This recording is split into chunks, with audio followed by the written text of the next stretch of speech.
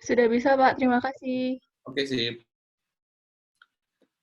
Oke, kita mulai yang pertama, yaitu pengendalian pemanfaatan lahan. Ini review yang telah kita pelajari, manajemen lahan tadi adalah upaya yang dilakukan terhadap lahan untuk memberikan manfaat, gitu ya, telah kita pelajari.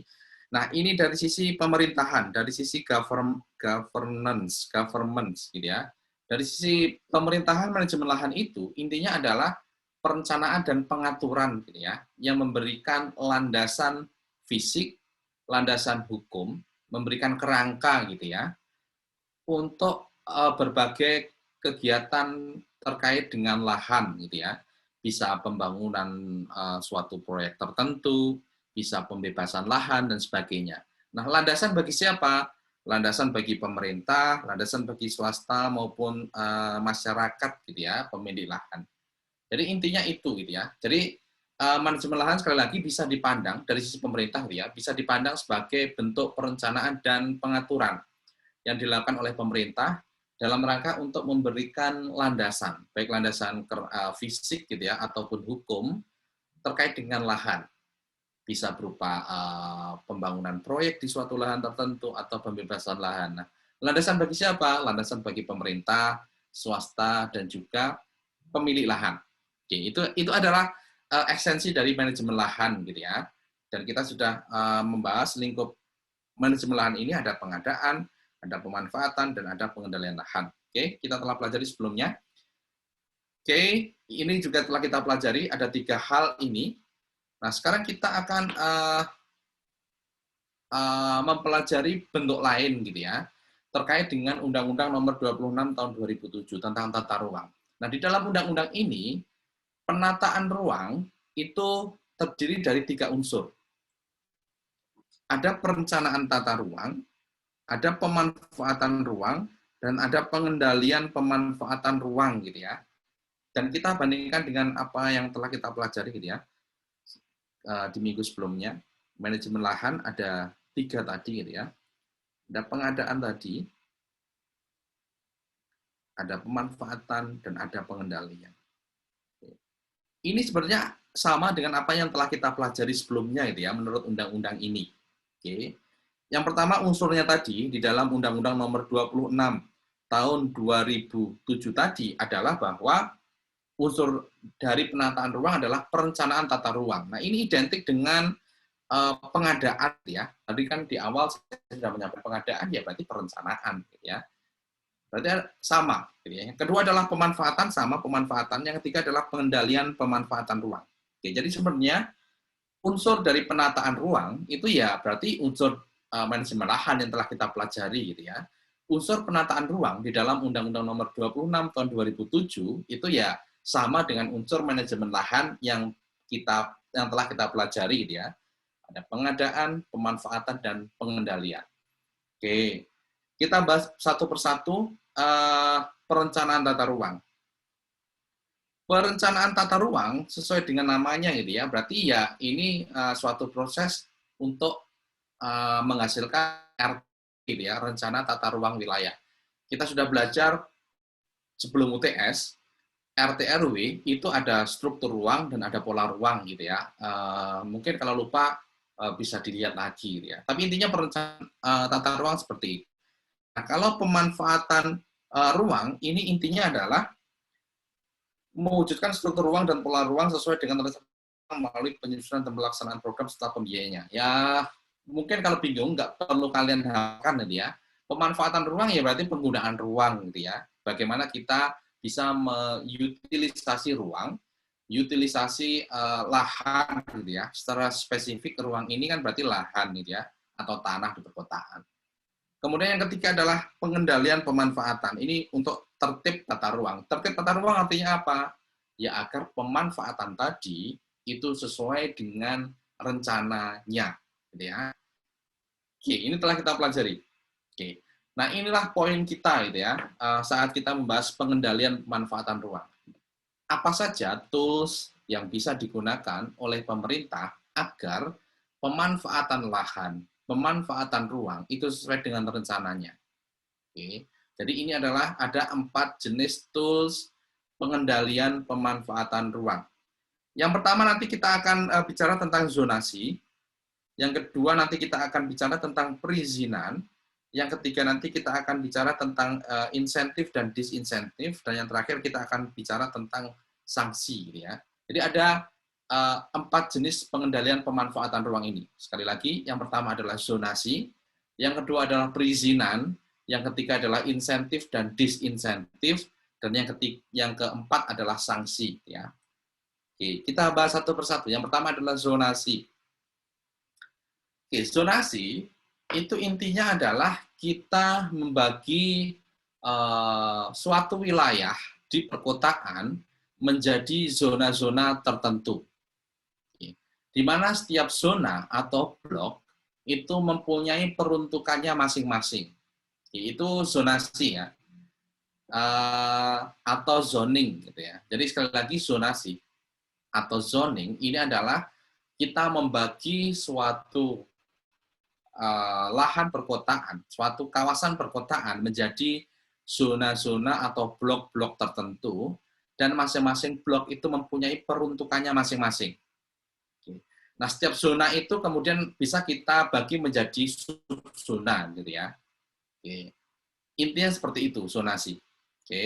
Sekali lagi, suatu wilayah, misalnya di suatu kecamatan tertentu, itu kemudian kita bagi kawasannya itu menjadi blok-blok tertentu, menjadi zona-zona tertentu.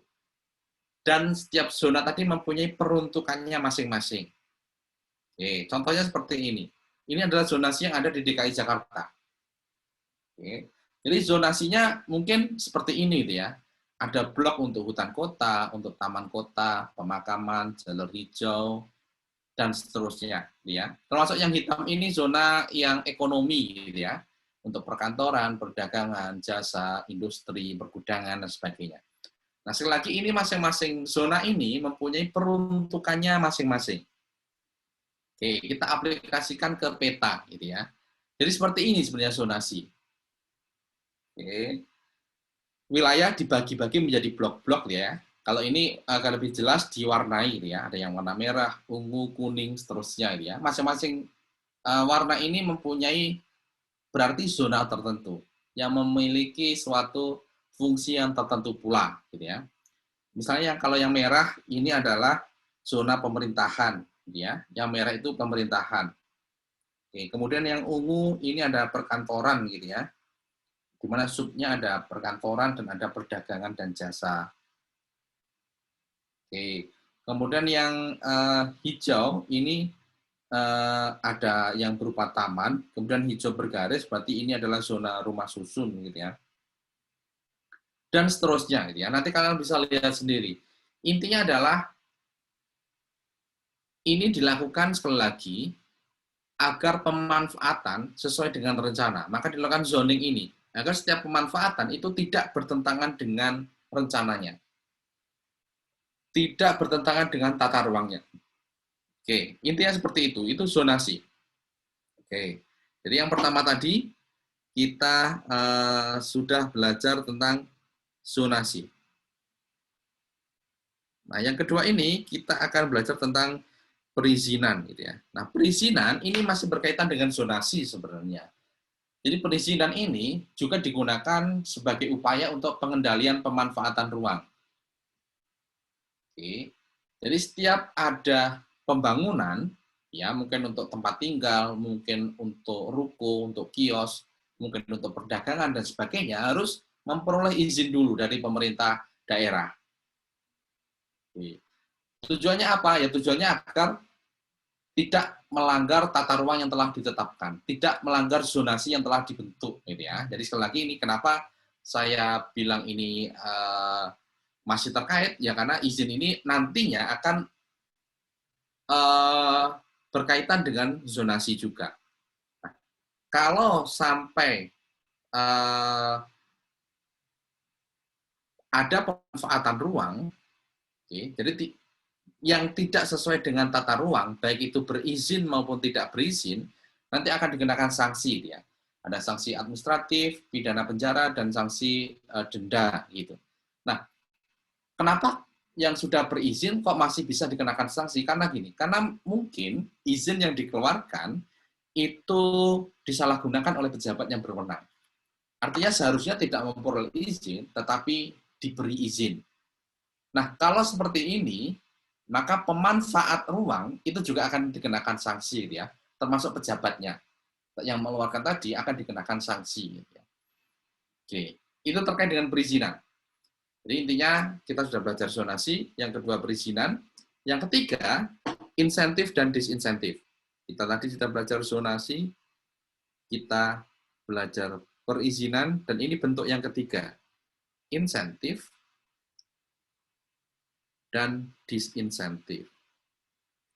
Disinsentif. Oke. Insentif dan disinsentif itu bisa dilakukan oleh pemerintah agar pemanfaatannya sesuai dengan rencana. Oke, dalam rangka untuk tadi pengendalian pemanfaatan ruang tadi.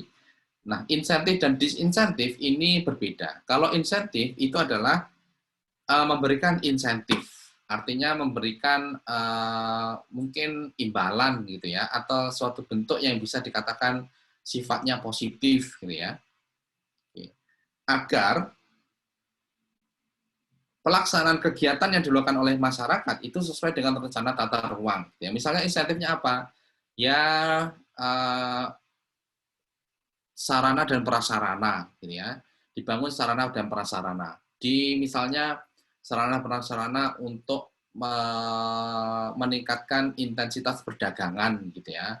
Mungkin dibangun apa pasar atau kegiatan tertentu, gitu ya, di dalam zonasi perdagangan tadi, gitu ya. Berarti kan ini kan bentuk insentif untuk mengarahkan agar kegiatan ekonomi dilakukan dalam zonasi tadi, gitu ya. Oke, selain infrastruktur bisa berupa pajak, pemberian kompensasi, perizinan, dan sebagainya. Ini sekali lagi sifatnya adalah imbalan gitu ya, agar kegiatannya yang dilakukan oleh masyarakat itu sesuai dengan rencana tata ruangnya. Nah, berbeda dengan disinsentif.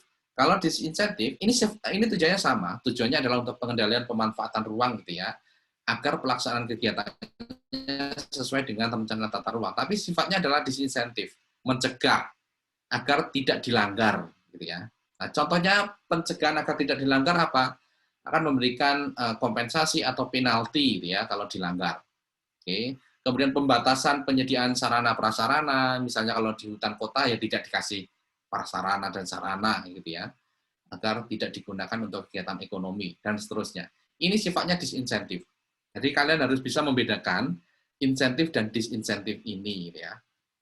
Oke, yang terakhir adalah sanksi. Ini masih terkaitan dengan tadi, masih terkaitan dengan zonasi, masih terkaitan dengan perizinan, masih terkaitan dengan insentif dan disinsentif, gitu ya. Pengenaan sanksi ini untuk penertiban, gitu ya, agar sesuai dengan rencana. Nah, sekali lagi seperti yang saya sampaikan di awal tadi, sanksi tidak hanya diberikan kepada pemanfaat ruang berarti masyarakat gitu ya, yang memanfaatkan lahan atau ruang ya. Tetapi juga bisa diberikan kepada pejabat pemerintah ya, misalnya kalau dia menerbitkan izin tetapi tidak sesuai dengan rencana tata ruang. Oke, gitu ya. Jadi ada 4 hal itu yang perlu kalian pahami terkait dengan pengendalian pemanfaatan ruang. Ada zonasi, ada perizinan, insentif dan disinsentif, dan yang terakhir adalah sanksi. Oke, gitu ya. Oke, seperti itu. Itu terkait dengan pengendalian pemanfaatan lahan. Intinya sekali lagi yang perlu kalian pahami adalah ya kalian tahulah definisi manajemen lahan itu apa gitu ya. Di dalam manajemen lahan ada pengendalian pemanfaatan. Nah, di dalam pengendalian pemanfaatan itu pemerintah bisa mempunyai 4 tools. Ada zonasi, ada perizinan, ada insentif, disinsentif, dan ada sanksi gitu ya. Itu paling enggak yang kalian perlu pahami terkait dengan pengendalian pemanfaatan. Nah, sekarang kita akan masuk ke penataan lahan, tapi sebelum masuk ke penataan lahan, mungkin ada pertanyaan, silakan.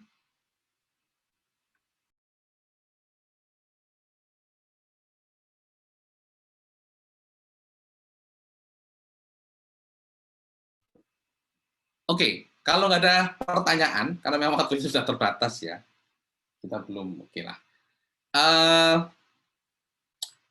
penataan lahan, oke, inti dari penataan lahan itu seperti penataan lahan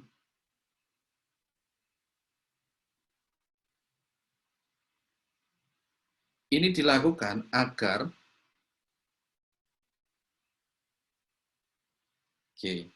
uh, lahan yang berpotensi tidak teratur, ya. Tidak teratur itu bisa bentuknya gitu ya, memang tidak teratur atau perkembangannya tidak teratur. Menjadi teratur. Ini adalah lahan yang sudah tidak teratur,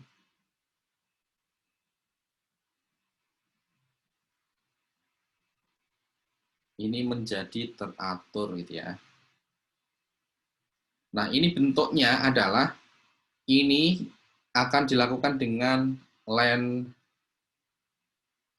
guide land development. Yang ini dilakukan dengan land adjustment atau land consolidation. Oke, inti dari penataan lahan ini gitu ya. Jadi penataan lahan ini adalah lahan yang berpotensi tidak teratur bisa menjadi teratur. Atau lahan yang sudah tidak teratur menjadi teratur. Yang di atas tadi ini kita sebut sebagai guideline development gitu ya. Nah, guideline development ini sering terjadi di daerah pinggiran kota gitu ya. Oke. Ini di daerah pinggiran. Terkait dengan urban sprawl. Kita sudah membahas bahwa suatu kota itu akan berkembang. Oke. Kota akan berkembang, daerah pinggiran kota itu akan merembet atau merambat ke daerah sekitarnya, gitu ya, yang kita sebut sebagai urban sprawl. Nah, ini pasti bentuknya nanti menjadi tidak teratur, gitu ya. Tidak teratur dalam artian bentuknya atau tidak selaras dengan penataan kota. Nah, agar selaras dengan penataan kota, kemudian teratur, maka ditempuhlah suatu cara yang kita sebut sebagai guideline development, gitu ya. Jadi sekali lagi, guideline development itu adalah di daerah pinggiran, sehingga lahan yang berpotensi tidak teratur menjadi lebih teratur. Apa yang dilakukan oleh pemerintah? Pemerintah akan melakukan campur tangan, gitu ya, dengan penyediaan sarana dan prasarana. Jadi tools-nya adalah dengan penyediaan sarana prasarana. Pemerintah akan membangun suatu jalan, gitu ya. Mungkin sarana dan prasarananya adalah jalan, sehingga perkembangannya itu lebih bisa sesuai dengan apa yang diinginkan oleh kota, ya. Biar bisa menjadi lebih teratur atau sejalan dengan perkembangan kota. Dengan tools sarana dan prasarana ini di daerah pinggiran. Ini yang kita sebut sebagai guideline development. Nah, kalau lahan yang sudah tidak teratur dan pengen diteraturkan, itu namanya adalah land consolidation atau konsolidasi tanah. Gitu ya. Jadi inti dari konsolidasi tanah adalah ini. Pertama adalah lahan yang tidak teratur menjadi teratur. Oke, yang pertama adalah ini. Kemudian yang kedua, yang perlu kita pahami dari land consolidation ini adalah biasanya akan ada tambahan infrastruktur gitu ya, atau sarana prasarana. Oke, sarana prasarana.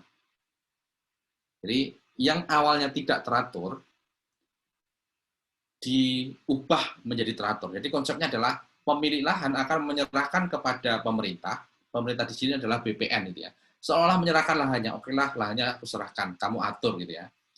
Nanti akan diatur ulang bentuknya oleh BPN tadi. Gitu ya.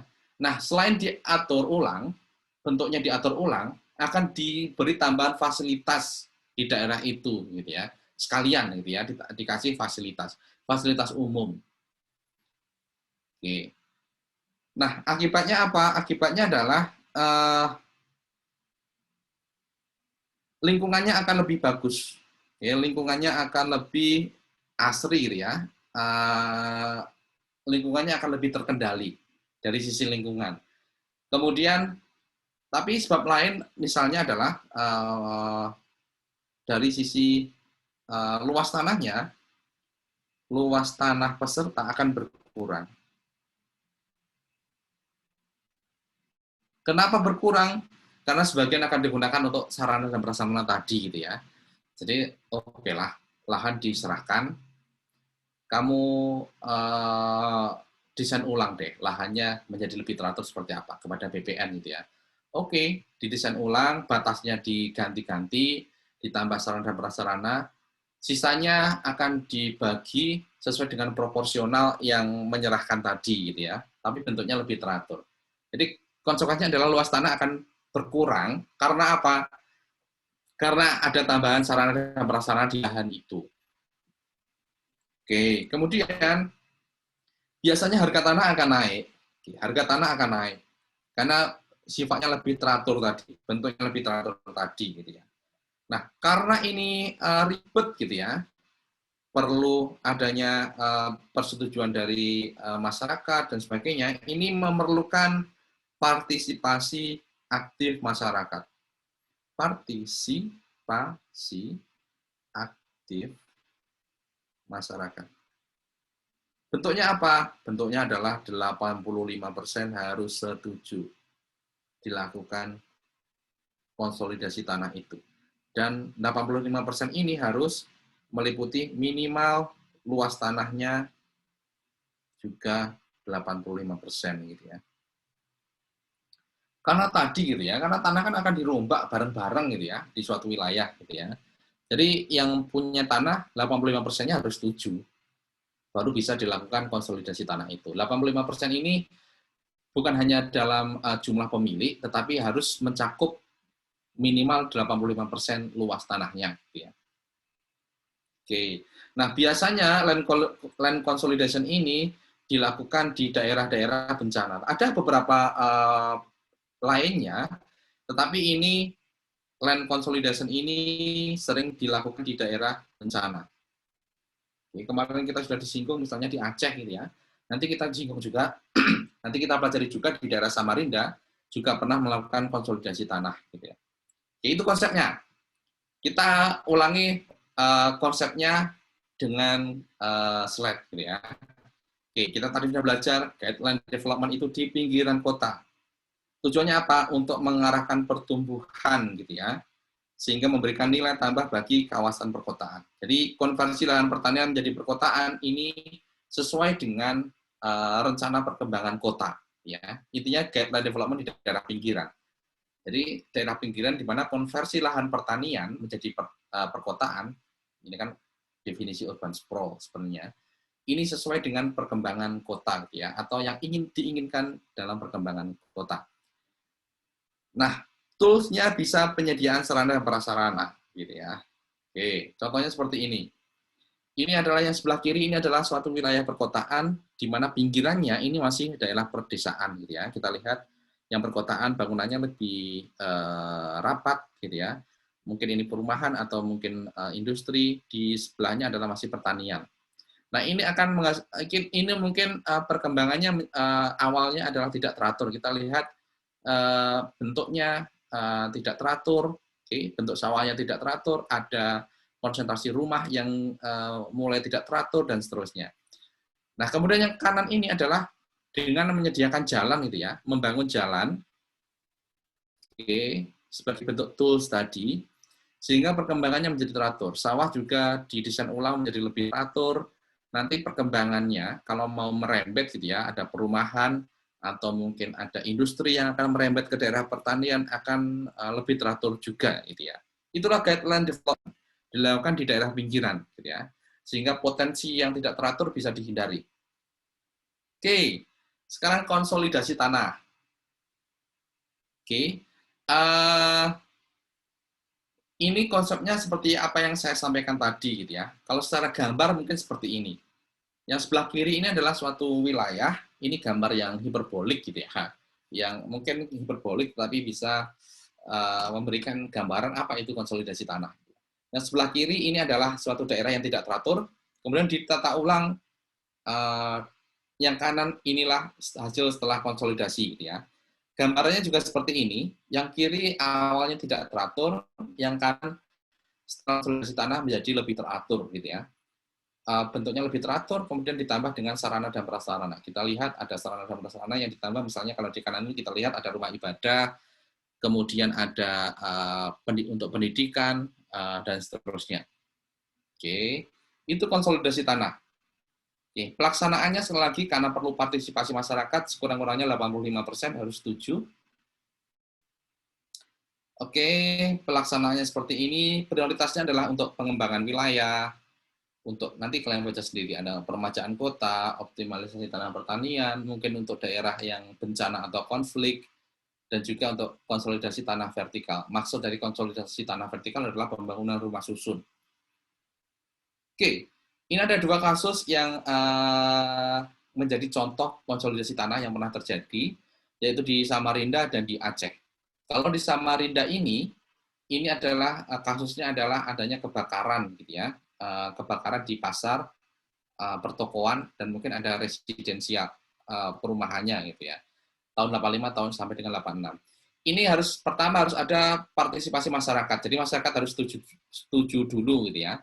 Nah, ini bentuknya adalah mereka membentuk koperasi, kemudian mereka bermusyawarah, kemudian menyusun site plan, dan sebagainya. Kemudian ada pemerintah yang terlibat adalah oleh BPN.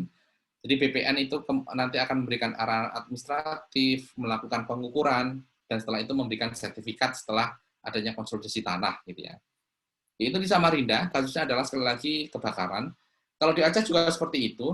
Aceh waktu itu tahun 2004 akhir, gitu ya, ada tsunami sehingga luluh lantah, tanahnya menjadi luluh lantah, tidak teratur, gitu ya. Dalam rangka pembangunan, rehabilitasi, maka dilakukan konsolidasi tanah agar waktu membangun sekaligus menjadi lebih teratur, gitu ya. Oke, yang pertama perlu partisipasi masyarakat dulu, mereka harus setuju, kemudian ada campur tangan BPN, gitu ya. Nah, ini adalah contohnya, gambarannya. Ini adalah yang di Aceh tadi. Yang kiri atas adalah keadaan sebelum tsunami, yang kanan atas setelah tsunami. Yang bawah, kiri bawah adalah site plan, site plot sebelum tsunami, tidak teratur.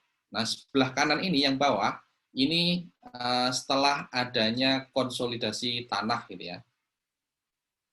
Oke, konsolidasi tanah, konsolidasi lahan, hingga menjadi teratur. Gambarannya seperti ini. Yang atas sesaat setelah tsunami, yang bawah setelah beberapa waktu, setelah tsunami, setelah adanya konsolidasi tanah. Lihat perumahan yang ada di sekitar masjid sebelah kiri, gitu ya, itu menjadi lebih teratur. Oke, bentuknya menjadi lebih teratur. Oke, ini adalah konsolidasi tanah. Kalau yang ini yang terjadi di pasar tadi, oke, yang kiri atas adalah sesudah kebakaran, artinya saat setelah kebakaran. Yang gambar di bawah ini setelah ditata, gitu ya, lebih teratur.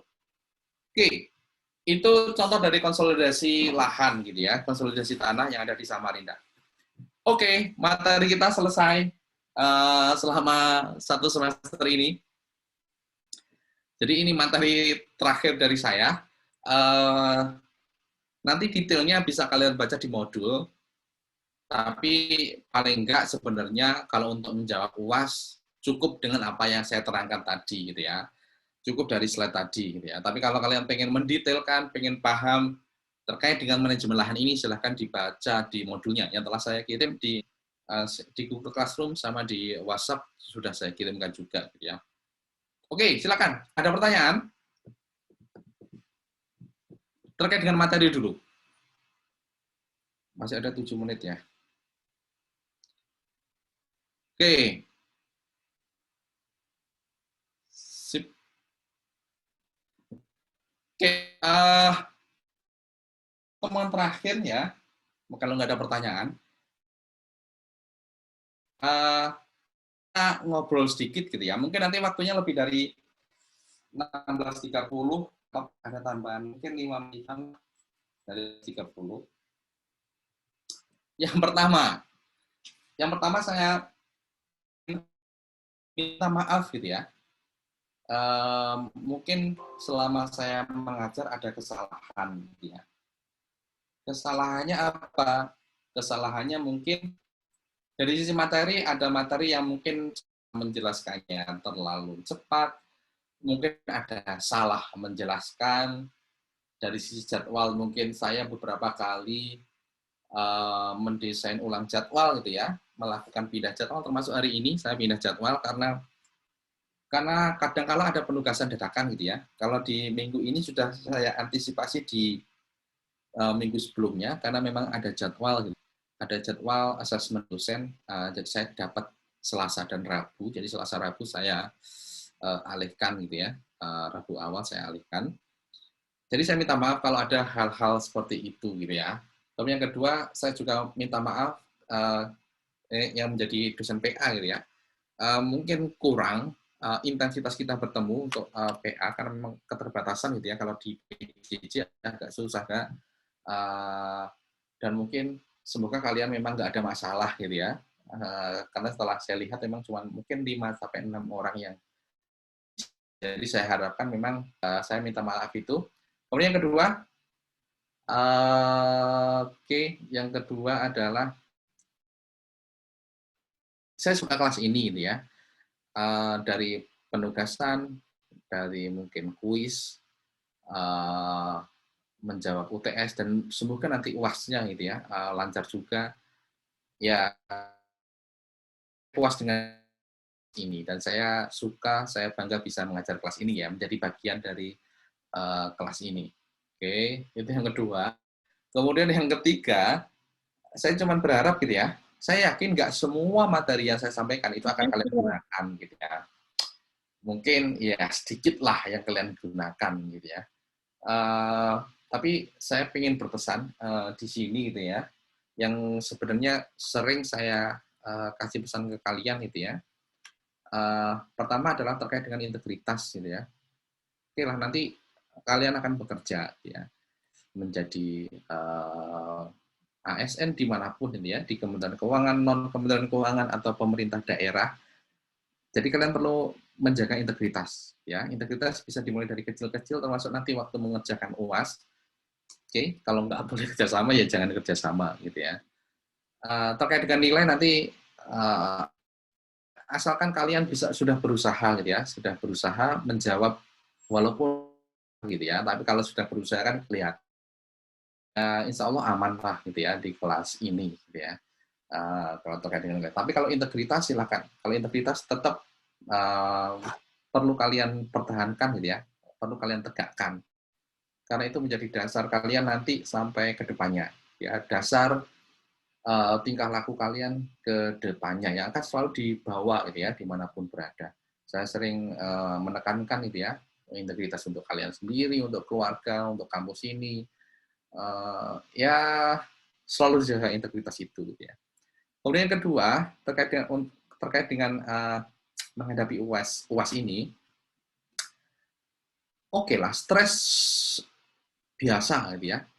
Stres yang wajar saat menghadapi ujian gitu ya. Kalau di kampus saya dulu, setiap sini biasanya kalau waktu nggak ada pandemi ya, di perpustakaan itu biasanya ada banyak anjing gitu ya, untuk merilis, untuk menghilangkan stres. Jadi ada anjing-anjing gitu ya, bagi mereka kan banyak yang non Islam gitu ya, bisa merilis stres gitu ya. Jadi ada anjing yang memang ditaruh di situ sehingga kita bisa memeluk anjing, bisa ngasih makan anjing dan sebagainya. Tapi poinnya bukan itu, tapi poinnya adalah stres sebelum UAS itu adalah suatu hal yang wajar. Semua orang gitu ya, dimanapun pasti akan seperti itu.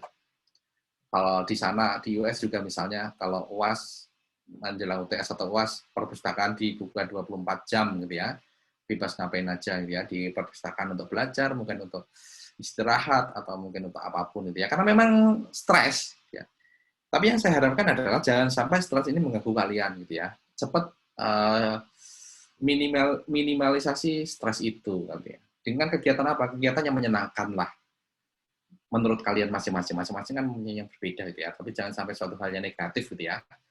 Suatu hal yang positif tapi bisa menyenangkan kalian. Entah itu bermain, entah itu kalian mau nonton Netflix, drama Korea, YouTube, atau apapun lah, yang penting bisa menghilangkan stres kalian. Ya, jangan sampai ke bawah.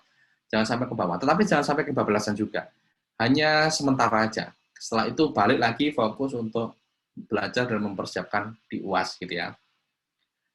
Oke, mungkin itu pesan-pesan saya selama 1 semester ini. Saya masih ada, artinya saya masih menerima chatting dari kalian gitu ya, terkait dengan materi atau terkait dengan bimbingan akademik. Silakan kalian bebas. Kalau kalian mengisi bimbingan, biar saya bisa menanggapi, bisa lewat WA gitu ya, bisa ngasih tahu lewat WA juga. Dan semoga kita masih dipertemukan di pertemuan selanjutnya, karena home base saya adalah di Penilai. Karena home base saya ada di Penilai, jadi ya kemungkinan ya saya masih mengajar kalian gitu ya, entah itu di pelajaran yang reguler maupun sebagai pembimbing KTTA misalnya gitu ya. Suatu saat pasti kita mungkin akan bertemu kembali gitu ya. Tapi kalau nggak sampai saya ajar, nggak ketemu lagi, ya semoga kalian sukses ke depannya gitu ya. Dan saat kita dipertemukan kembali, kita sama-sama sukses. Oke gitu ya, itu dari saya. Karena sudah 4:30, saya balikkan lagi ke kalian. Mungkin ada yang ingin disampaikan atau ingin bertanya atau apapun, silakan. Baik Pak, mungkin dari saya Pak. Oke, silakan Kiki. Saya mewakili teman-teman mengucapkan terima kasih untuk ilmunya selama 1 semester ini. Untuk bimbingan akademiknya juga. Mungkin kita semester depan masih bimbingan dengan Pak Teguh lagi ya Pak? Atau kenapa? Sorry. Semester depan nggak tahu juga masih dengan saya atau enggak. Tapi selama sampai dengan UAS ini kan masih sama saya. Jadi kalau kalian pengen konsultasi apapun, silakan aja. Lewat WA oke, lewat portal juga oke, tapi kasih tahu lewat WA. Baik Pak. Intinya kami terima kasih Pak untuk pengajarannya, untuk ilmunya, dan semoga bermanfaat untuk kita semua juga Pak, untuk amin. Juga barokah, jadi ilmu yang bermanfaat bagi kami juga. Dan kami mohon maaf barangkali dari kami ada kesalahan, ada kekurangan yang kurang berkenan di hati Bapak. Dan semoga untuk UAS diberikan kelancaran untuk kami, dimudahkan juga. Iya, kelancaran buat kalian nggak hanya di pelajaran saya ya, semoga di pelajaran lainnya itu juga lancar gitu ya. Ya nanti bisa lulus dengan nilai yang baik ya, nilai yang memuaskan juga gitu ya. Oh ya, saya lupa tadi, sorry, sebelum saya balikan lagi ke kelas ini, saya juga terima kasih kepada Francisca ya, selaku selaku penanggung jawab kelas ya, yang menghubungkan kelas dengan saya gitu ya. Dan PK dan yang lain. Mungkin kalau saya menjawab ya telat menjawab atau mungkin menjawabnya singkat dan sebagainya, ya mohon dimaafkan juga. Tapi sekali lagi saya terima kasih bisa menghubungkan kelas ini dengan saya. Oke gitu ya, saya balikan lagi. Silakan kalau ada yang mau komentar atau mau apapun. Ya Pak, saya juga terima kasih Pak atas pengajaran Bapak selama 1 semester ini, dan mohon maaf juga kalau misalnya saya ada salah kata dalam menyampaikan informasi Pak. Oh enggak. Salah atau telat kemarin. Oke, sip. Oke, ada lagi?